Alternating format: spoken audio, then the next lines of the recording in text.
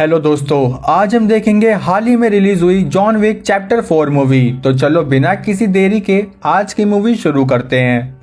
Movie की शुरुआत में हम देखते हैं जॉन विक को, जो कि अंडरग्राउंड होकर हाई टेबल से अपना बदला लेने की तैयारी कर रहा था।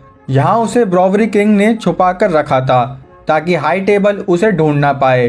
अब उसने जॉन को उसका न्यू सूट देते हुए कहा, विजयी भवा। अब कुछ दिन बाद रेगिस्तान में एल्डर्स के गार्ड भाग रहे थे और जॉन विक ने उनका पीछा करते हुए एक एक करके तीनों गार्ड्स को मार दिया।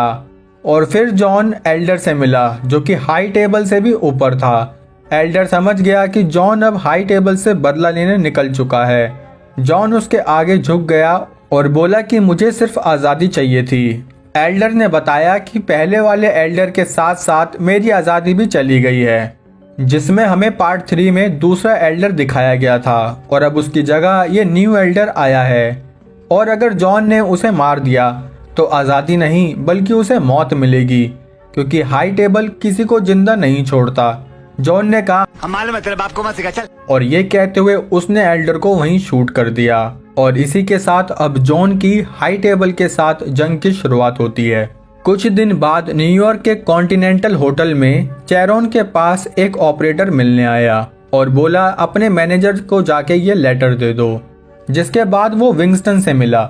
उस ऑपरेटर ने विंगस्टन को 1 घंटे का टाइम दिया, क्योंकि उसे मिलने के लिए हाई टेबल से मार्किस आया था। ये सुनकर विंगस्टन डर गया और चेरोन से बोला कि जल्दी से होटल खाली करवाओ।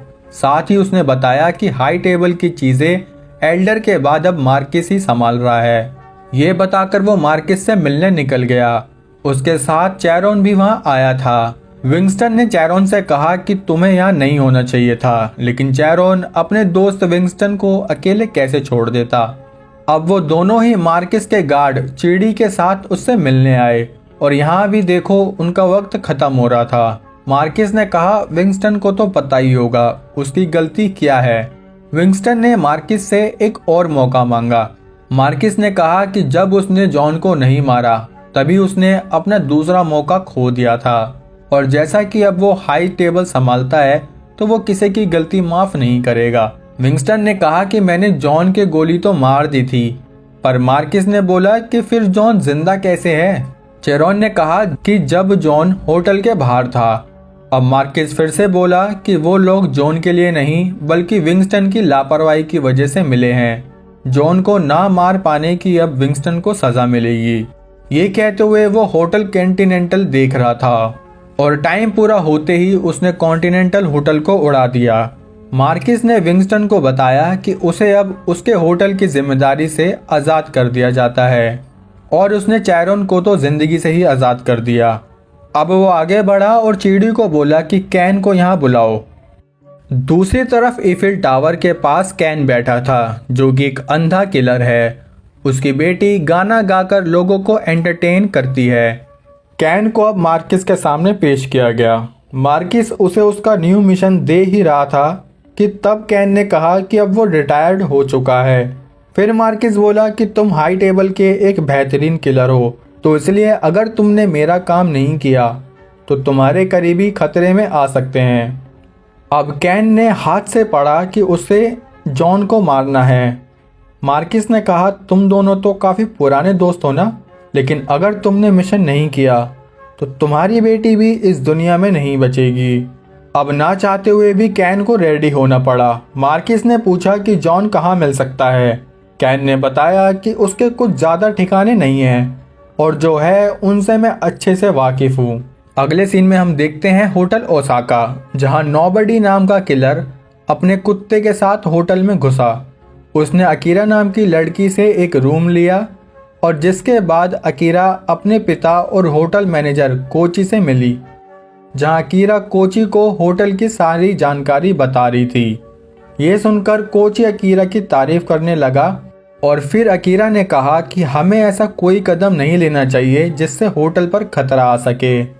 लेकिन कोची ने कहा कि मुझे पता है मैं क्या कर रहा हूँ।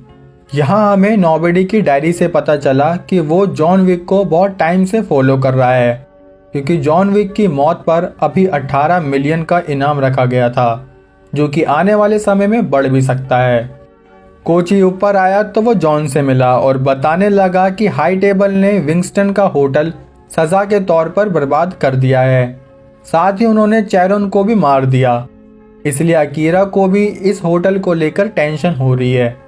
ये सुनकर जॉन ने दुखी होते हुए कहा कि मैं यहाँ से चला जाता हूँ, लेकिन कोची ने उसे मना करते हुए कहा कि मैं हमारी दोस्ती के लिए इतना तो कर सकता हूँ। अब नीचे होटल में चीड़ी अपने लोगों के साथ आ गया और अकीरा से बोला कि अपने मैनेजर को बुलाओ। अकीरा उनके यहाँ आने की वजह समझ गई थी। वो जल्दी से कोची के पास आई और बोली कि ये यहाँ क्यों आए हैं। कोची ने अकीरा से कहा कि तुम जॉन का ध्यान रखना और अपने आदमियों से भी कहा कि चलो भाई तैयार हो जाओ। अब वो चीड़ी से मिला और चीड़ी ने कहा कि हाई टेबल का मानना है कि इस होटल में उन लोगों को रखा जा रहा है जिन्हें हाई टेबल से निकाल दिया गया है, इसलिए उन्हें होटल की चेकिंग करनी है। कोची ने कहा कि आप चेकिंग कर लो, लेकिन हथियार आपको यहीं छोड़ने होंगे। चीड़ी बोला कि वो मार्किस का आदमी है। ये कहते हुए उसने साफ साफ मना कर दिया और तभी वहाँ कैन भी आ गया। कोची समझ गया कि सबको कैन ही लाया है। अब कैन ने उसे कहा कि हाई टेबल के खिलाफ हमें नहीं जाना चाहिए और तभी कोची ने सारी लाइट बंद कर दी। कोची के लोगों ने चीड़ी के आदमियों पर हमला शुरू कर दिया। उनके बीच फाइट हुई और तब निकलकर आई चीड़ी की गैंग। चीड़ी अपने साथ बहुत सारे लोगों को लाया था। अब ऊपर जॉन और अकीरा पर भी अटैक हो गया। इनकी भयंकर फाइट शुरू हुई, जहां जॉन विक का सारा एक्शन हमें देखने को मिला। यहाँ नीचे कोची के आदमी चीड़ी को आगे ही नहीं बढ़ने देते, इसलिए चीड़ी ने केन से मदद मांगी। अब कैन आगे बढ़ा और सबको पेलना शुरू कर दिया। उसने कुछ डिवाइसेस भी लगाए जिससे कि कोची के आदमी के आते ही बेल बज जाएगी और आवाज़ की मदद से उसने कोची के सारे गार्ड्स को मार दिया। जॉन और अकीरा अब नीचे आकर लड़ रहे थे, जिस बीच अकीरा घायल हो गई। जॉन उसकी मदद करने लगा, लेकिन कोची ने कहा कि तुम यहाँ से भागो, ऊपर के रास्ते से तुम निकल जाओ। जब जॉन ऊपर गया तो वहाँ और भी गार्ड्स थे जिनसे जॉन ने जमकर फाइट करी और अब उसे मिला कैन। वो समझ गया कि ज़रूर हाई टेबल कैन को उसकी बेटी के लिए ब्लैकमेल कर रही है। अब कैन और जॉन की भी फाइट शुरू हो गई। जॉन को पता था कि कैन आवाज़ सुनकर हमला करता है, इसलिए उसने बिल्कुल आवाज़ नहीं करी। उसके पास कैन को मारने के लिए बहुत मौके भी थे, लेकिन उसने कैन को नहीं मारा और ये चीज़ कैन को भी फील हो रही थी। तब भी वो दोनों लड़ ही रहे थे। इतने में वहाँ नोबडी ने आकर हमला कर दिया और कैन को वहाँ से भगा दिया। यहाँ मार्किस ने जॉन पर इनाम 18 से 20 मिलियन कर दिया। जॉन भी भागकर जंगल की तरफ आ गया, जहाँ वो नोबडी से मिला। जॉन उसे पहचान गया था। फिर नोबडी ने बताया कि तुम्हारे ऊपर 20 मिलियन का इनाम रखा गया है, लेकिन मेरे लिए ये अभी भी काफ़ी कम है। ये सुनकर जॉन वहाँ से भाग निकला। होटल के अंदर कोची और अकीरा के सामने केन आया। उसने बाकी बचे हुए गुंडों को मारा और बोला कि तुम दोनों बाप बेटी भी यहाँ से कहीं और शिफ्ट हो जाओ। कोची ने कहा कि मैं छुपने वालों में से नहीं हूँ और उसके बाद केन और कोची की लड़ाई शुरू हुई, जिसमें केन ने कोची को बहुत आसानी से मार दिया। अकीरा ने अपने डैड को मरते हुए देखा तो उसने केन से कहा कि एक दिन मैं बदला लेने ज़रूर आऊँगी। ये कहकर वो वहाँ से चली गई। दूसरी तरफ विंगस्टन और ब्रोवरी किंग बर्बाद हो चुके होटल कॉन्टिनेंटल को देखने लगे और उनका मकसद अब हाई टेबल से बदला लेना था। यहाँ नोबडी मार्केस से मिला और उससे कहने लगा कि मैं जॉन विक को बहुत आसानी से मार सकता हूँ, लेकिन उसके लिए मुझे $25 मिलियन चाहिए। ये सुनकर मार्किस ने हंसते हुए उसके हाथ में एक चाकू घोंप दिया और बोला कि मुझे तुम्हारा भरोसा कैसे मिलेगा।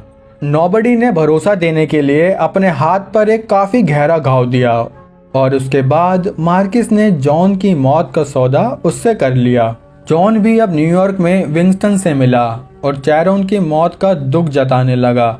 उसने विंगस्टन को मार्किस का बैच दिखाया। तब विंगस्टन ने कहा कि हाँ, अब मार्किस ही हाई टेबल को चलाता है और इसी के साथ वो तुम्हें मारना भी चाहता है। जॉन ने उससे पूछा कि वो अभी मुझे कहाँ मिलेगा। विंगस्टन ने उसे कहा कि वो पेरिस में है। ये सुनकर जॉन मार्किस को मारने जाने लगा। तब विंगस्टन ने उसे रोका और कहा कि अभी दिमाग का यूज़ करो, तुम पेरिस जाओगे, उस बीच तुम्हें कितने लोगों से लड़ना पड़ेगा, इससे बेटर है तुम मार्किस को डायरेक्ट चैलेंज कर दो। तब जॉन ने कहा कि वो मार्किस को तब चैलेंज कर सकता था अगर वो अपने परिवार से जुड़ा हुआ होता, लेकिन वो उनसे अलग हो चुका है। विंगस्टन ने कहा तो क्या हुआ, फिर से जुड़ जाओ। जॉन कुछ सोचते हुए चर्च में पहुंचा और वहां के पादरी से बोला कि उसे अपनी बहन से मिलना है, लेकिन पादरी ने तो उसे अपनी बंदूक से मिलवा दिया। अब उसे रुस्का रोमा के लोगों ने मिलकर बांध दिया और तब उसके सामने आई उसकी सौतेली बहन कातिया।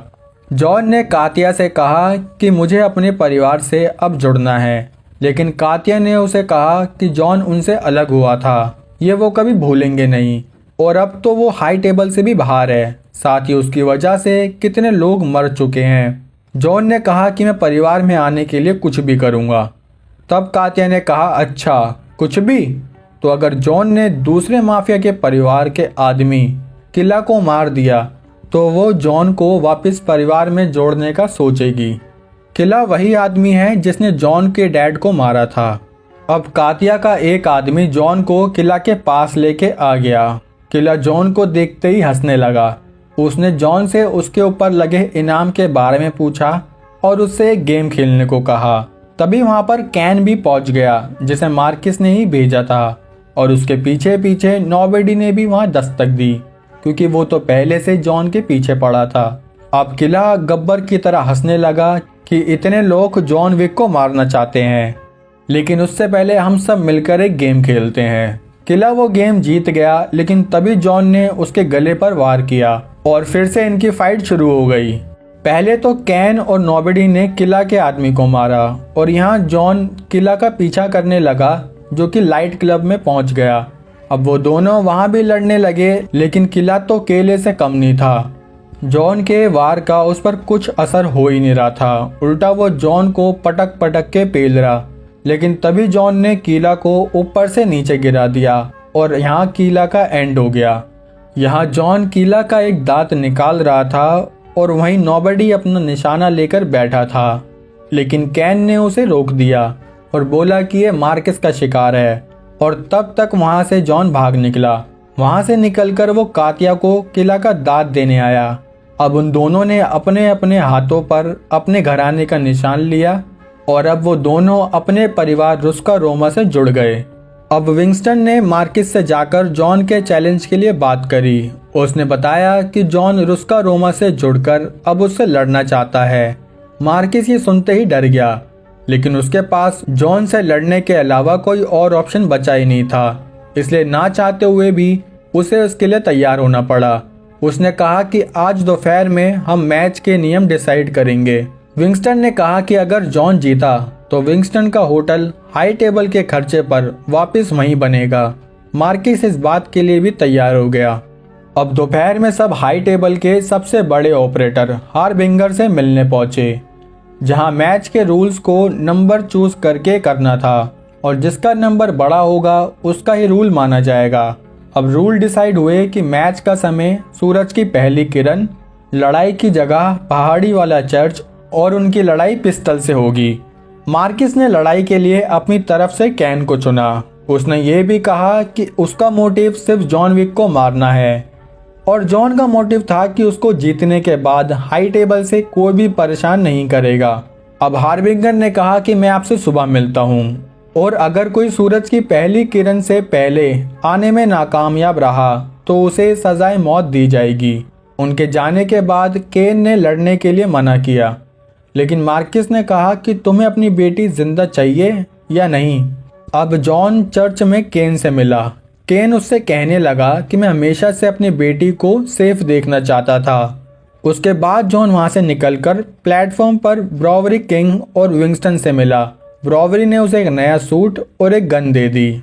यहाँ दूसरी तरफ चीडी ने मार्किस से कहा कि हो सकता है कल जॉन को हराना मुश्किल हो। तब मार्किस बोला कि उसके लिए जॉन को लड़ाई की जगह तक पहुंचना भी तो होगा। तब चीडी समझ गया कि उसे आगे क्या करना है। अब जॉन पर $26 मिलियन का इनाम रख दिया गया ताकि वो सुबह तक ना पहुंच पाए, और ये खबर पेरिस के रेडियो पर सुना दी गई, जिसे पूरे शहर के गुंडों ने सुन लिया और साथ ही जॉन विक ने भी। अब जैसे ही वो प्लेटफॉर्म से ऊपर आया, पूरे शहर के गुंडे उसकी जान के दुश्मन बन गए। वो उन सभी गुंडों को मारते मारते ऊपर की ओर बढ़ गया। अब पूरी रात जॉन विक शहर के गुंडों से लड़ता रहा, लेकिन कोई भी गुंडा जॉन विक को नहीं मार पाया। जिसका फायदा उठाते हुए नोबडी ने मार्किस से कहा कि मुझे $40 मिलियन दो, मैं तुम्हें जॉन विक खत्म करके दे दूंगा। मार्किस ने हाँ कह दी। अब नोबडी जॉन को मारने के लिए आगे बढ़ा, लेकिन उससे पहले वो शहर के गुंडों को निपटाने लगा ताकि उसका शिकार और कोई ना ले ले। अब ये घर में पहुंचे जहां जॉन ने काफी गुंडों को खत्म कर दिया था, जिसके बाद नोबडी और जॉन की भी फाइट होने लगी और तभी वहां चीड़ी भी आ गया। नोबडी के कुत्ते ने उस पर हमला किया, लेकिन चीड़ी नोबडी के कुत्ते को मारने वाला था, पर जॉन ने चीड़ी को मार के नोबडी के कुत्ते को बचा लिया। नोबडी ये देखकर थोड़ा सोच में पड़ गया और तब तक जॉन वहां से भाग निकला। अब उसके पास लड़ाई की जगह तक पहुंचने के लिए काफी कम समय बचा था। वो उस पहाड़ी की सीढ़ियों पर चढ़ने लगा, लेकिन वहां बहुत सारे गुंडे थे। जॉन उन सबको मारते हुए आगे बढ़ा। जब वो ऊपर पहुंचा तो वहां चीड़ी था, जिसने जॉन को लात मार के नीचे गिरा दिया। अब जॉन को नीचे केन मिला, जिसने जॉन की ऊपर आने में पूरी मदद की। दोनों लड़ते हुए आगे बढ़ते रहे। चीड़ी फिर से जॉन को गिराने वाला था, लेकिन तभी नोबडी ने चीड़ी पर शूट करके उसे रोक दिया और उसके कुत्ते ने चीड़ी के गोटे खाकर उससे अपना बदला लिया। नोबडी ने भी चीड़ी को पूरा मार दिया। अब जैसे तैसे वो लड़ाई की जगह पर पहुंच गया जहां हार्बिंगर और बाकी सब लोग भी थे। सूरज की पहली किरण पड़ते ही हार्बिंगर ने सबको जाम पे लाया और कहा कि लड़ाई के अंजाम के लिए तैयार हो जाओ। अब उन दोनों को पिस्टल हाथ में पकड़ा के पोजीशन लेने को कहा गया। ये दोनों दूर जाकर खड़े हो गए। मार्किस और विंगस्टन ने उन दोनों को गोलियां दी। पहला फायर हुआ, जिसमें दोनों थोड़े थोड़े जख्मी हो गए। दूसरे राउंड में उन दोनों को पास बुलाया गया और गोलियां चलाई, जिसमें कैन इस बार ज्यादा घायल हो गया। और तीसरे राउंड में दोनों और करीब आए, जिसमें कैन ने जॉन को घायल कर दिया और जॉन की बंदूक भी गिर गई। ये देखते हुए मार्किस ने कहा कि अब अगले राउंड में अपने हाथों से मैं जॉन को मारूंगा। तब केन ने कहा कि उससे पहले मेरी बेटी को छोड़ दो। मार्किस ने हाँ कह दी। अब जैसे ही मार्किस बंदूक लेके आया, विंगस्टन ने कहा कि घमंड में तुम भूल गए कि जॉन ने अभी तक अपनी गोली नहीं चलाई, और तभी जॉन ने मार्किस के माथे में शूट कर दिया। ये देखकर नोबडी भी हंसने लगा। हार्बिंगर ने जॉन को इस मैच का विनर घोषित करके विंगस्टन का होटल दोबारा बनवाने का ऑर्डर दे दिया। अब जॉन विक हाई टेबल से आज़ाद हुआ, साथ ही केन की बेटी की जान भी बच गई। हार्बिंगर ये सब बता के वहां से चला गया। केन ने भी जॉन को थैंक्स बोला। अब जॉन उठा और विंगस्टन से कहने लगा कि उसको घर लेके चले, लेकिन विंगस्टन समझ गया कि जॉन की हालत अब बिल्कुल सही नहीं है। जॉन अब आगे बढ़ा और घायल हालत में अपनी पत्नी को याद करते हुए वहीं गिर गया, जिसके बाद जॉन की कब्र को उसकी बीवी की कब्र के पास ही बनवाया गया। और इसी के साथ मूवी का एंड होता है। दोस्तों, आपको क्या लगता है, सच में जॉन विक मर गया या ये कुछ और ही खिचड़ी है? कमेंट सेक्शन में मुझे जरूर बताना। और जॉन विक के लिए एक लाइक तो बनता है यार। अब चैनल पर नए हो तो सब्सक्राइब कर लेना। मिलते हैं हमारी अगली वीडियो में, तब तक के लिए जय हिंद।